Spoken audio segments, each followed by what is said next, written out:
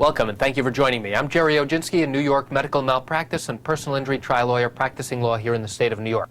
Today's video tip explains one solution that I was able to achieve for an injured victim. Here's what I mean. A gentleman was walking down the street in Brooklyn one day when he was physically attacked. He was hit and punched in the face and as a result suffered fractures to the lower part of his eye known as the orbit. When he was taken to the hospital, he was told that he had a fracture of his orbit and that he probably needs surgery to fix it. That would have been fine, except there was one problem.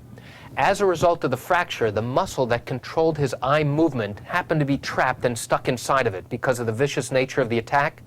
So now, this gentleman who had previously excellent vision still had good vision, except there was one problem.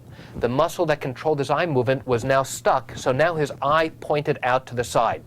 The patient agrees to undergo this surgery, thinking, based upon the doctor's reassurances, that it's a relatively simple procedure and she's done this many times. After the surgery is performed, the patient is given a patch and told to come back the next day, which he does, and the doctor takes the patch off in the office and says, "Okay, what do you see?" He said, "Did you take the patch off?" She said, "What do you mean?" He couldn't see anything. She immediately sends him back to the hospital for an MRI. The MRI comes back and he is told, "You need surgery now." The patient goes back into surgery later that day in an attempt to fix whatever problem the doctor noticed but didn't exactly tell the patient before undergoing the second procedure. So he's given a patch again, told to come back the following day now, which he does, and now it's the second procedure, the day after the procedure. The doctor takes the patch off and says, "What do you see?" And the patient says, "Nothing." He said, "What do you mean nothing?" The patient came to me because he was concerned that something had gone wrong that the doctor did not fully explain to him.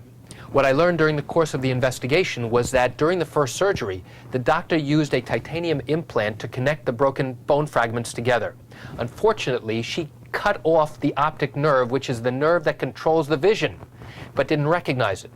And now, when she saw the MRI the following day, she recognized that this implant, this titanium device, which is meant to hold the fragments in, was literally transecting and cutting the area where the optic nerve was. So despite her attempts the next day to go ahead and move that implant, it was useless because the permanent damage had already occurred. So what was supposed to be a simple procedure turned out to be a devastating, life-altering procedure for this gentleman. And we learned later, when I had a chance to question the doctor at her deposition, was that she had only done this procedure less than a handful of times. Immediately before jury selection was scheduled, the defense recognized that they had significant problems and entered into settlement negotiations at that time. And I'm pleased to say that as a result of those settlement negotiations, we were able to successfully resolve the case to my client's satisfaction in Kings County Supreme Court in the state of New York, which is Brooklyn. And that's it for today's video tip. I want to thank you for joining me. I'm Gerry Oginski. Have a great day.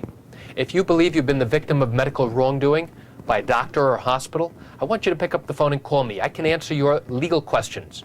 My number is 516-487-8207, or you can reach me by email at lawmed10@yahoo.com. Have a great day.